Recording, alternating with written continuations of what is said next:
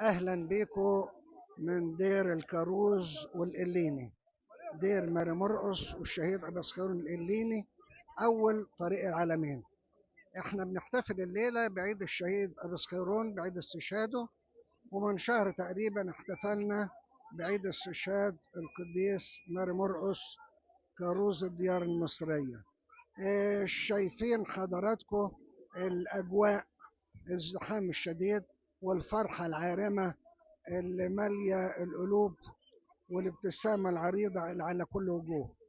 السبب غريب، احنا بنحتفل بعيد استشهاد، يعني موت، ومش موت طبيعي، ده موت فيه بهدلة، فيه قتل وذبح وتعذيب ودم وحاجات صعبة قوي. طب ازاي نبقى فرحانين، وازاي نسمي عيد، وازاي نفرح، وازاي نعيد على بعض في جو زي ده وفي مناسبة زي ده؟ الناس دولت بصراحة حسبوها صح. قال لك ما دمنا هنموت هنموت وحياتنا هتنتهي، فيا ريت تنتهي من اجل ربنا. الناس دي خيروها بين الحياه والموت، فاختارت الموت. ازاي اختارت الموت؟